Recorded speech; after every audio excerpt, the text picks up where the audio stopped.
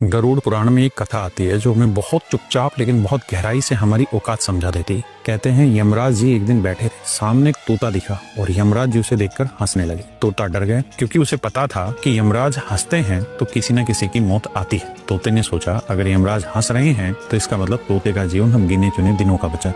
डर के मारे वो भागा अपने मित्र गरुड़ जी के पास, जो भगवान के वाहन है, जिनकी पहुंच हर लोक में है। तोते ने कहा भैया कुछ भी कर लो, भगवान से कहो या यमराज से कहो, लेकिन मेरी जिंदगी बचा दो, वरना यमराज मुझे कभी भी उठा ले जाएगा। तो गरुड़ जी उसे अपनी पीठ पर बैठाते हैं और 7 समुद्र पार एक गुफा में छोड़ देते हैं। कहते हैं यहाँ रहो, कुछ दिन यहीं बैठ जाओ, यहाँ कोई नहीं आएगा, यहाँ तुम सुरक्षित हो।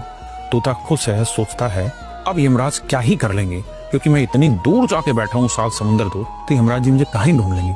उधर गरुड़ जी सीधे यमलोक पहुंचते हैं। गरुड़ जी पूछते हैं परसों आप एक तोते को देखकर क्यों हंसे थे? यमराज मुस्कुराए, बोले मैं इसलिए हंसा था क्योंकि उसकी मृत्यु 7 समुद्र पार एक गुफा में बिल्ली के मुंह से होनी थी। मैं सोच रहा था ये तोता वहां पहुंचेगा कैसे।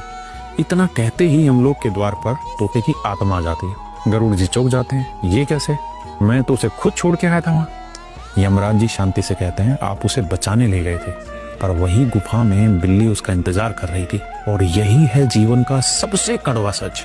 आप कितने भी अच्छे हों, कितनी भी पहुंच लगा लो, कितना भी भाग दौड़ कर लो, जिस दिन आएगी उस दिन लेकर चली जाएगी। इसलिए जब कुछ गलत होता है तो ये मत पूछो मैं तो अच्छा इंसान हूँ, मेरे साथ ऐसा क्यों हुआ, बल्कि समझो शायद ये भी किसी पुराने कर्म का हिसाब है। इसलिए समाधान डर नहीं है, समाधान शिकायत नहीं है, समाधान है उस समस्या का हल ढूंढना। और जो मिला है उसे शांति से स्वीकार करो, क्योंकि कर्म बदले नहीं जा सकते, पर उनका सामना शांति से किया जा सकता है।